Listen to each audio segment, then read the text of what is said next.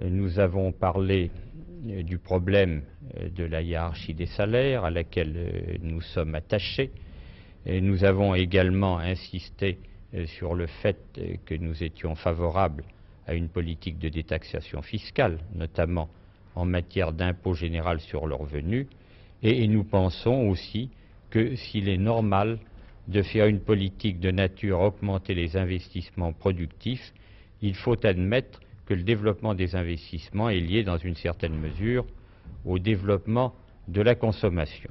Nous pensons également que des modifications devraient être apportées au cinquième plan, aussi bien en ce qui concerne ses aspects sociaux qu'en ce qui concerne ses aspects économiques.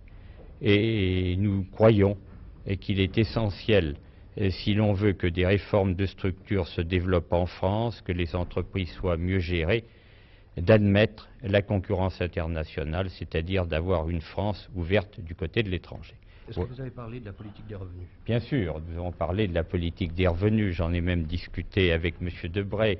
Nous ne sommes pas exactement sur la même longueur d'onde, mais enfin, il ressort de cette discussion fort intéressante qu'il conviendrait d'abord de préciser ce que l'on entend par politique des revenus. C'est un mot qui couvre vraiment des choses très diverses. Avez-vous examiné le problème des retraites complémentaires? Non, je me réserve de discuter de cette question-là avec le Premier ministre. On avait tellement de problèmes à évoquer ensemble que j'en ai pas voulu en ajouter un autre à celui-ci, mais il connaît bien notre position. Est-ce que vous avez parlé de problèmes spécifiquement cadres, comme par exemple le licenciement des travailleurs âgés, des cadres âgés?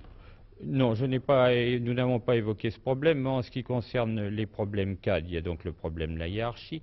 Nous avons dit que nous étions d'accord pour qu'on augmente le salaire minimum interprofessionnel garanti, mais que nous n'admettrions pas que, par exemple, dans un secteur donné, l'on dise que l'on augmenterait les salaires ouvriers de 4%, les salaires d'agents de maîtrise 3% et ceux des cadres de 2%.